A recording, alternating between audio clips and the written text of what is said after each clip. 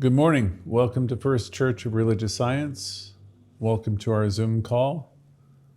Many of you have already been on, signed into the meditation, so welcome to everyone who's signing in now.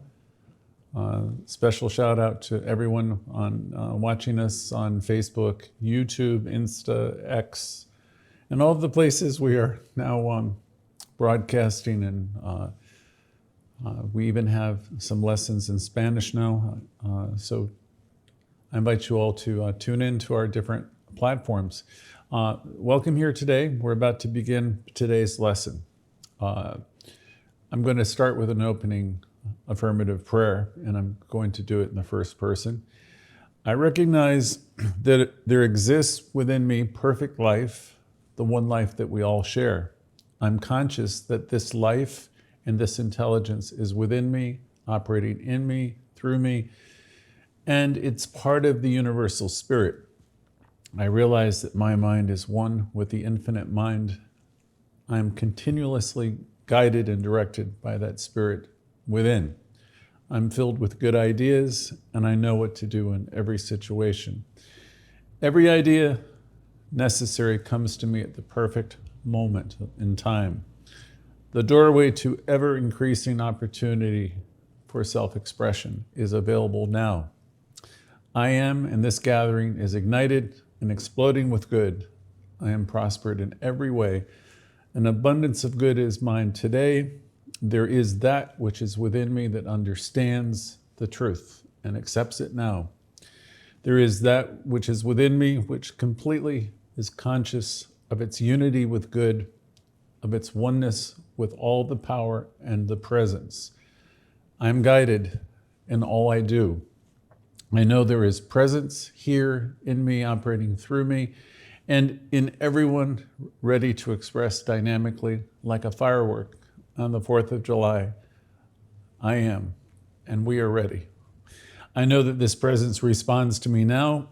I know that everyone is an incarnation of this good, this spirit, and that the living spirit breathes through all. I realize that everything is alive with spirit.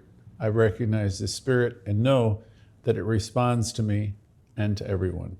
And so it is. So today, first again, I want to welcome all of you who have signed in since we started. And we appreciate you being here. We're thrilled to have you all here, and there will be a time for personal sharing after the lesson, where you can say hello or you can share about your demonstrations. For any of you who want to support the center, there are support options in the chat, and Jimmy will probably talk to you more about that as we get along. So the lesson is titled A New Direction. I've also called this lesson Setting Sails, as I've worked on it in different ways before. You might ask, what's the purpose of the study of religious science in this day and age, where people are leaving churches all over the world? What's with this teaching? What makes it any different? And it's a good question. What makes us different? There is an expression, you've heard it before, there's nothing new under the sun. And ministers have said to me over the years, there's nothing new about New Thought. And that's true. There's nothing new about New Thought either. It's absolutely true. We recently explored in one of my lessons the genius of Ralph Waldo Emerson, who people have been studying since, I'd say, the mid-1800s. It's said a few from every age will discover Ralph Waldo Emerson and his consciousness. It's really exquisite. It's quite extraordinary. It's not something, his work is not necessarily easy for people to read, but it's amazing. I'd encourage anybody who has the desire to read him. So we teach the ideas of Emerson and all the greats that came before us. Our church, First Church, we've had Raymond Charles Barker, Stuart Grayson, Wade Adkisson, and we had Louise, who did her studies here. So we want to awaken within us the perennial good and the greatness of who we are and what we are. In doing this, we usher in a new understanding of what we would call God or good or spirit, and a realization of our personal relationship to that presence, and an understanding of the operation of this universal law. We call it the law of attraction. We teach you that you can depend upon this principle, meaning this life, this activity, this divine activity is in you, operating through you. This is the principle that we talk about. And as we gain this understanding through our study and through our practice, we grow in awareness, we grow in consciousness. We begin to see that we're not victims of the world. We're not victims in any way of anything. We learn that there is power and we can use it. This power is a presence, is in everything. There's not a spot where God is not, is one of our old expressions. That we live in it, we move in it, we have our being in it. And we can improve and accomplish tremendous things as we realize that we are much more than what we appear to be. We're much more than what we've been telling ourselves for most of our life also. We're much more than what we have ever thought. Many years ago, I had a lesson titled, and I was doing this over 20 years ago, so I wouldn't do it this way today. The title was, for that lesson, The Lies That Mama Told Me. And again, I've since changed that title in lessons since, because it wasn't really about my mother or mothers anywhere. It was more than that. It was about a whole body of information that was passed on to me through generations. A whole body of thoughts and thinking that was passed on perhaps from my great-grandparents to my grandparents to my parents. And I think we all have, had a lot of information that's been passed down to us through, the people who've raised us. So I think of this whole process differently now. When I was a teenager or a young adult, I remember at times having challenges with my parents, probably like many young people. Louise Hay, in studying her material from the very beginning, helped me understand that everyone does the best they can with what they know, or everyone does the best they can, as she would say, with the information, the understanding, and the awareness that they have. None of us probably had the perfect childhood with the perfect messaging by the perfect parents. I could argue that they were perfect for you or perfect for me because they imparted to you information that's been the information that you've worked with, struggled with, and overcome. All of us have survived. We're on this wonderful call together. All of these points of light, each of us are points of awareness within the mind of God. We're all here together. We survived, and we've learned many, many lessons, and we're wiser for it, stronger for it. And in some ways, we've surpassed the generation before us, or the generations, because that's the nature of life, is to move forward. I'm reminded today of Khalil Gibran in The Prophet, a wonderful book if you haven't read it, in a passage where he'll say, your children are not your children. They are life's longing for itself. They're expressions of light. And they're going forward, and he even said, you can't be in the house of tomorrow. They're life's longing for themselves. And he was saying our role in parenting is to be the stable bows for these children to move forward. But back to what I was talking about. I was fortunate to have a discussion with my mother as she was a bit older, well into her 70s, as I recall. And in a reflective moment, she said, if we had it all to do over again, we would do many things differently. So that wasn't an apology or anything, because she wasn't lamenting the past, but she did say that to me. She was a very smart person, and she wasn't lamenting the past in any way. She was acknowledging that she had grown, and she was in an entirely different place than when she was, say, in her early 20s, raising a young family. Louise Hay has some interesting and helpful work, meditative work, by the way, on the messages we got from our parents, where she imagines the parents when they were children and the messages that they were learning. And in that work, she suggests that you imagine yourself talking to your parents as children. So there's some interesting, if you have some things that you have issues with your parents living, or if they've passed on, those types of exercises can be helpful, because you'll start to realize, your parents were doing the best they could in your life with what they knew at the time. And that's essentially the message I was getting from my mother in that conversation. It was an important conversation, though. I was glad to have had it with her. Because of her parenting, we carry a lot of beliefs, and we haven't, in many cases, really examined them. So we talk about our belief system, and I've talked about this in many ways, many classes. Usually I refer to the 4 agreements, where we talk about the agreements. It's just all this body of information, beliefs and stuff. And in Science of Mind, we'll maybe talk about the BS, meaning belief system. And we don't examine it. And we really want to, because any negative thought we're having about ourselves or other people really is a waste of energy and a waste of time. So we want to clear that away.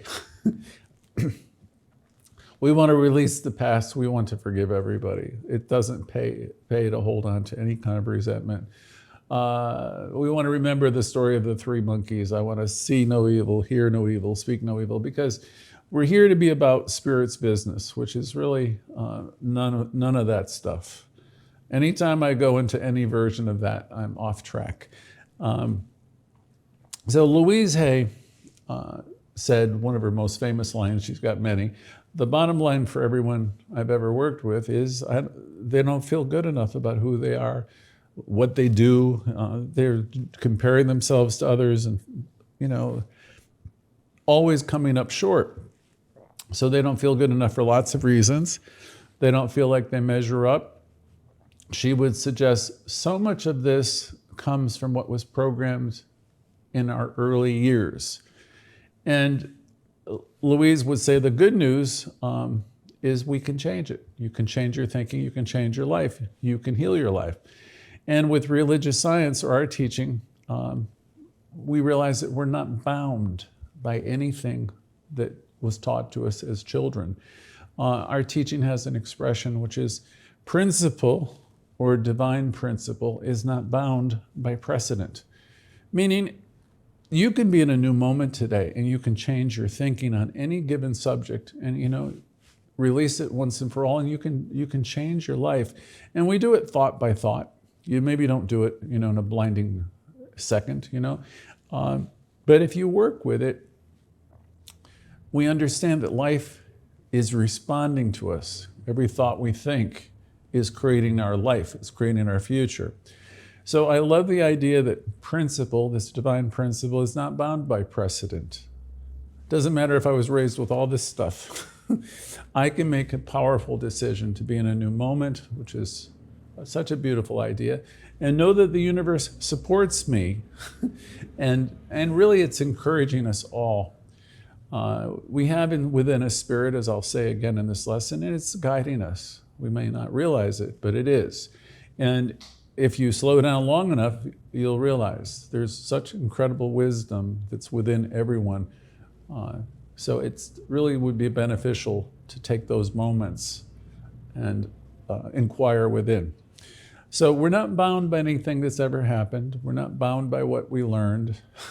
You can rewrite the whole script if you really want to, but that's an important statement. You can rewrite the whole script if you really want to. I have a friend, she was a judge, and she used to say, the final chapter has not been written. It hasn't been written for me, it hasn't been written for any one of you. So you can rewrite the whole script, starting here, starting now. You can start your day over any day you're in also.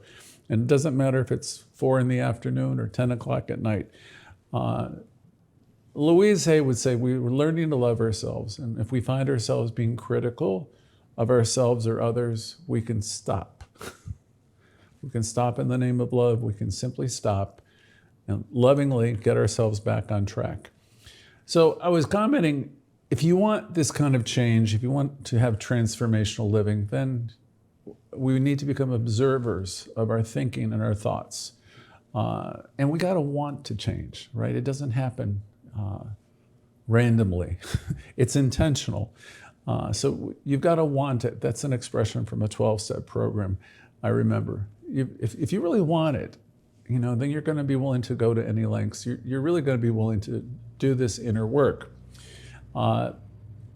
So you got to want it, and this is appropriate for today's lesson because the change you want requires a strong desire. It's not like a happenstance, like, oh, I think I'd like to do this, or I think I'd like to do that, where there's nothing behind those words.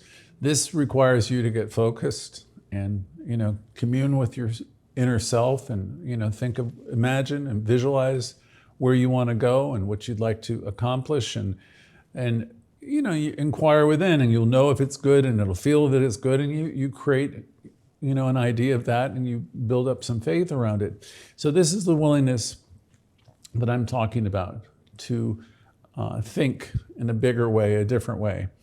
For example, someone might be negative in all their interactions, or many of their interactions. Maybe their whole default position is negative, or they're terribly worried all the time. And they may have been doing this for a long time, and your life might have a lot of rigidity or thoughts due to your programming. And that stems from going right back to your childhood. There may be a lot of what Louise would call rigid shoulds in your life, where in the back of your mind, you can hear your parents or somebody saying, you should have done this, you should have done that, you're not good enough. That whole thing goes on within us to some extent. Maybe you feel like you've been burned in relationships or jobs or different things. And maybe you're living out a lot of things from this programming. It's like you're sabotaging jobs, you're sabotaging relationships. And the natural tendency is to point the finger at the other person. But it's really the wrong thing to do, because your life isn't about other people. As we mature, we start to realize our life is always about us. So we take the finger back. You've heard the expression, if I'm pointing a finger at you, I have three pointing back at me. So as we mature in this teaching, we release the need to do the blame game. And we realize over and over again that we're authors of our own experience. We're creating our lives. But the good thing about that too is once you realize that you have this power, you don't feel powerless.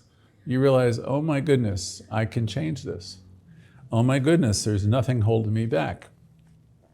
The universe is designed for your success. Spirit is always willing and trying to get your attention. I think it might have been Emerson who said it's wooing you. It's trying to get your attention for you to let go of the things that are holding you back. Someone pointed out to me well over 30 years ago, I don't know exactly what they meant when I first heard the phrase, but someone, and of course I understand it now, someone said that you are a truth student. Now, of course, I understand what they meant by it. I like considering that there is one power, and this one power is in everything, everyone, and it's been there eternally. If that seems too much to grasp at first, the idea there's one power, one presence, it's in you, operating through you, and it's in everything, everywhere, that we live, we move, we have our being in God, or in this divine essence. If that's too much for you to grasp all at once, you take it step by step. You might think of religious science as a universal philosophy, and a philosophy that's available to help all who want to experience a fuller and more empowered life. Dr. Holmes, who is the founder and the author of the textbook, thought our teaching to be the culmination of the best ideas found in all of the great religions. And he said, we take our wisdom and good wherever we find it, and we make it our own insofar as we understand it. So you begin wherever you are. I think affirmations are absolutely wonderful because as you work with them, especially if you work with them passionately, you're going to start to see demonstrations. And the more you do it, the more you're going to believe it for yourself. I could tell you this every single Sunday, but it's much better when you start to practice it for yourself.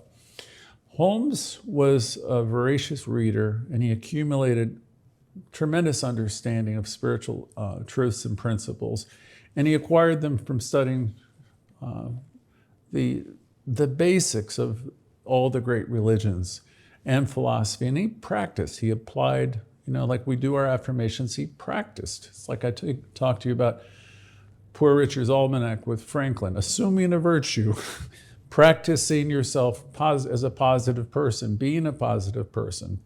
Practice, practice, practice. In this teaching, we talk about practicing the presence, which is really, it's like when I say to you in lessons, you could see peace instead of this. I'm always at choice, meaning I'm always in a place where I get to choose. I'm not doing that if I'm just repeating childhood patterns where I'm being negative or I'm just playing out an old idea. So what I started with today is, okay, they're childhood patterns. They're, part of the BS belief system that's in us. And it's probably been here from generation to generation. But again, you have the power starting here, starting now, to be in a new moment. You can do this every single day and would lovingly put yourself back on track. And then you start practicing, realizing you're supplied and supported. Religious science presents us these truths in a very practical and understandable way. We recognize that this power, this presence is good, and that the universe is good, and as much of this good as any one of us can take in and incorporate into our lives is ours to use. This good is an eternal expression of the givingness of Spirit. It's taking place moment by moment. So you can be as powerful can be, if you're able just to understand how supported you are. You are one with the one. And as you begin to understand the truth of your being, when we begin using this knowledge and these principles, we allow our lives to become much greater expressions of Spirit. Spirit is operating through us to the extent that we are open and receptive. If you have a very narrow idea, it's like the horse through the blinder, you don't just see what you can see. But if you can surrender that and just take on a bigger concept, of life, of the universe, you're going to realize there's that expression, God can't do for you what it can't do through you. That's correct. If you can imagine yourself being supported in all ways, all the time, your demonstrations are going to be larger, immediate. Louise Haywood's asked the question, what do you approach the ocean of life with? And she's trying to have you imagine yourself with a container. It could be a cup this size, it could be smaller, it could be larger. But as you enlarge your concept of your connection, if you get to the point where you're supplied and supported every cell in your body, every thought I think is creative. Once you start to realize that you have that kind of power, you have tremendous power to wield and to use. So understand again the idea that I'm going to use the word God. God cannot do for you what God cannot do through you. Okay, or Spirit cannot do for you what Spirit can't do through you. So it's up to us to develop this positive expectancy. It's up to us to see the good in every kind of situation, even when things don't look good. It's the practice to knowing that Spirit is here. I will say endlessly throughout my life, I am supplied and supported, and I'll say that through the roughest days. I am supplied and supported, or I'll say, this is God in my life. Usually I am supplied and supported until I bring myself, to really know it. And that's probably one of my default affirmations. But there's many ways to bring yourself back to the truth. So it's up to us to envision ourselves being greatly supplied and supported and starting to believe it more and more. The more you can imagine yourself and believe that the universe is truly supporting you, then you'll find that you're not involved in negative conversations. Hear no evil, speak no evil, say no, you're really being about your Father's business. If you remember the story of Jesus with his mother, you just don't have time for it anymore. It might have been how you operated before, but you've powerfully come to a place in your life where you realized it's later than I think, and I really don't have the time for this. I release the need for it, and I want to be focused. I want to focus myself on communing with this one great, magnificent life. And as you do, as you set your sights higher, as Emerson would say, hitch your wagons to the stars, you lift yourself right out of all that stuff. And you're the only one that can do that. You'll be releasing the need to complain and to worry, because increasingly you're developing your faith and knowledge that all is truly well and that everything is in divine order and everything's working out. You might affirm, I trust in the process of life, as Louise would often say, and you affirm it because you really do believe it. You trust in the process of life. Spirit is wooing all of us. Spirit is always there. Deep at the center of your being, there's this infinite well of love. It's Spirit. It's in you, operating through you. You can think of it as an internal guidance system. You have incredible power at your disposal. I say this all the time, but I want you to believe it. Because once you understand it, you'll start to use it and rely on it. In my notes, I put, why fly solo? Me against the world. When you can realize that you can master all of the possibilities in your life. And all it really requires is that you take a pause and ask yourself different questions. The one I have often used over the years is, what's the most self-loving thing I can do in this situation? If you can take a pause long enough when there's a challenge and ask yourself that question, what's the most self-loving thing I can do in any given situation, you're going to have an answer. Now, whether you act on it or not, that's a different matter. Spirit always answers. I know many of you are listening to yourself, your inner voice. You're taking the time to take a pause. And many of you who are doing this are working on this teaching, and you're working with your affirmations. And it's apparent to me through all the sharing that people have in our gatherings, these huge gatherings we're having, it's obvious to me that many of you are working with Spirit, and you're having demonstrations. And it's really helpful when you share briefly your demonstrations after our gatherings, because it gives testament to other people who are new that just how wonderful this teaching is if it's applied, if it's practiced. Many of you do this. You work with the laws that we teach. Over the years, I've known several really good therapists, and they call what we do the work. And the spiritual work, I like to think of it as the practice. Work isn't necessarily the best word. I like to think of it as the practice, because what we are in this teaching are practitioners. We're always at it. I don't know that any of us arrive, but our life gets so much better, and we demonstrate tremendous good simply from being aware of who we are and practicing the presence, knowing we're supplied and supported. We know everything's in divine order, and we're here in this teaching to practice seeing the good or the God, or however you want to language it. In the teaching, we learn that there is power and we can use it.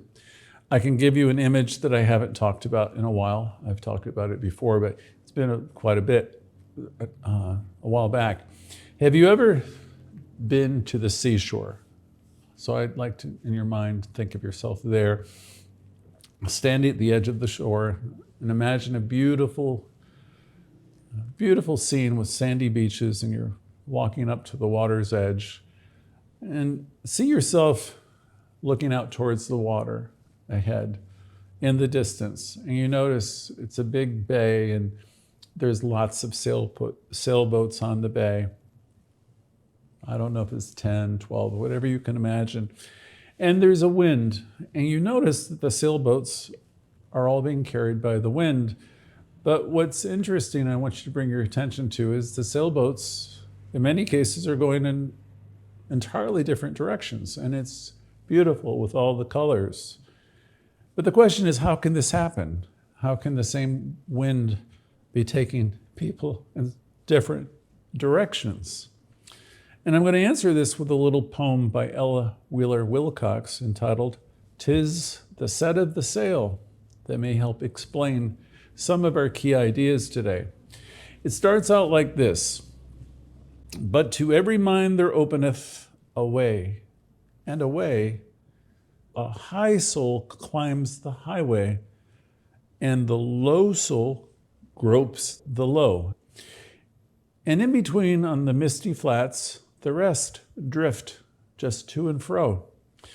But to every person there openeth a highway and a low, and every mind decideth the way his or her soul shall go. One ship sails to the east and another west, by the same winds that blow. 'Tis the set of the sails and not the gales that tells us the way we go. Like the winds of the sea are the waves of time as we journey along through life. 'Tis the set of the soul that determines the goal, and not the calm or the strife. Are you resolved enough within yourself that nothing takes you off course?" This is what the burning desire is. It's where you really want to change your life. Are you resolved enough within yourself that nothing takes you off course? The message here is that it is how you set your sails that will make the difference. Okay? And this explains how people and sailboats all go in different directions. We alone have the divine right to choose how we live our lives. It's always been up to us. Many of us have abdicated our power. We're still living out trying to please our parents, though we're in our 40s, 50s, or 60s. It doesn't have to be that way. There's power for good in the universe. It's in you, operating through you, and you can use it. So it's always been up to us. We can start today. In every lesson, in some way, I'm suggesting and encouraging us to live more consciously, to get a hold of our thought processes and our beliefs and work with releasing the need for the negatives and canceling them out one by one.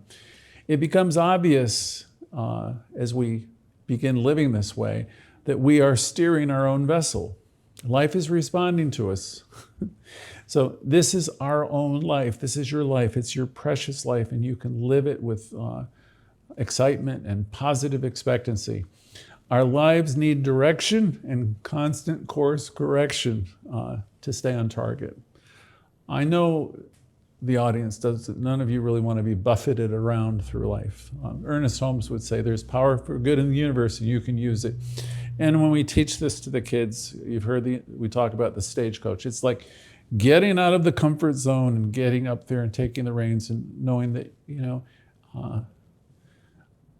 using your executive power, you can create the life that you want. Our lives need direction, as I said, and constant course correction. And we do it lovingly. We're not here to criticize ourselves. We're waking up that we have power and we can use it, and it's exciting, and we develop positive expectancy and knowing that life supports us as we move forward. Our lives need direction and constant course correction to stay on target, as I've said a couple times. That's why we have a spiritual practice. Life needs our continual and positive attention. There was a phrase I learned many years ago that nothing, absolutely nothing, happens in God's world by mistake, or Spirit's world. And gradually I began to understand that everything is in divine order. And I began to trust in the process of life more and more. As you let go more and you trust more, you will have more peace in your life, and you'll be able to commune more with life itself. You're going to realize more and more that you're part of this creative process, that you're one with it, in fact, as you practice the presence. I would always say to myself, this is God in my life, whatever was going on, whatever was happening, because I was bringing myself to the awareness that I live and move and I have my being in this. And as you commit to seeing the good now and realize that the world is always unfolding, your world begins to change, and it begins to reflect the understanding that you have. because you're acquiring spiritual knowledge. You will begin to embody a more mystical understanding of life. And by that, I mean you'll understand that it's all this divine activity. This divine activity is in you. It's in everyone all the time. It's always spiritual activity unfolding. You'll understand and believe whatever is happening. Whatever it is, it's there for us to grow and to learn that it's God in action. If you don't like change, you have a lot of good company.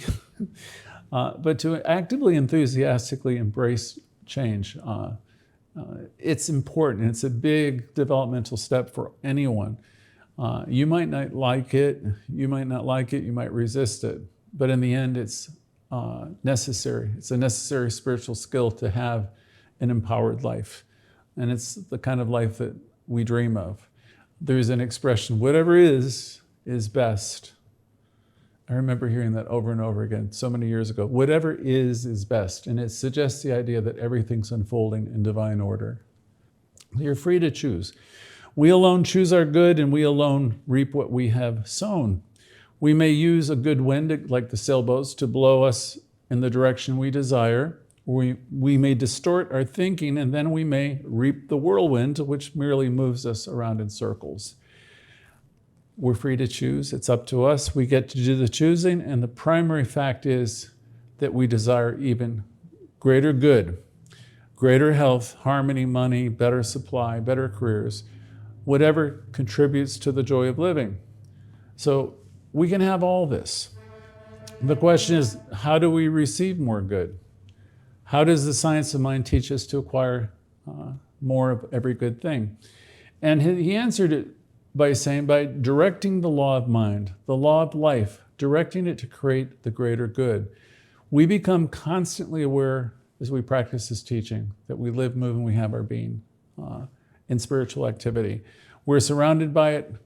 We're surrounded by creative intelligence. It responds to us. It responds to our words, our thoughts, our feelings. And we realize our thoughts, our words are so powerful, and these things make up our consciousness. This consciousness that is the sum total of our thoughts, beliefs, opinions, this creative intelligence then receives this impress of our consciousness and creates our life experience. This intelligence, this spirit, this God is everywhere. Therefore, it is infinite and unlimited in its ability to create in our lives what we desire. This creative force creates by means of our direction. It's very neutral and it's impartial. So it will create good things, or if you're negative, it will reflect that. So again, there's power for you to use. You have to decide. It just knows how to receive, react, and create. It's the same wind and spiritual law behind the movement of the ships. It's the same law that takes us to the right, is the same law that will take us to the left. It's our consciousness, the set of our sails, that determines where we go.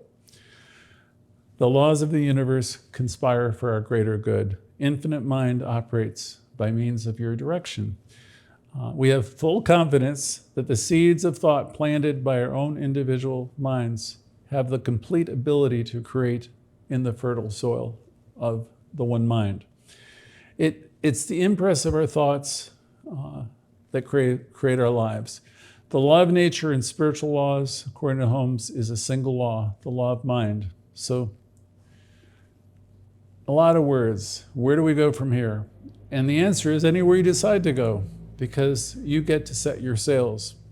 Now, as we transition from our community sharing to our Zoom call, where we get to hear from all of you, if you'd like to share, I invite each of you who wishes to say hello, say hello. Share your demonstrations if you'd like, briefly. Tell us how you've navigate your ships, or how you've set your sails, or you utilize the winds of life to manifest greater good.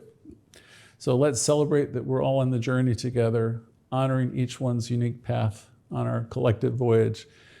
This is a time for joy, for sharing, and for affirming the boundless opportunities that await us. All of you, every one of you, have the power to heal your life, change your life, and to create the kind of life that you really want. And so it is for this morning. Thank you.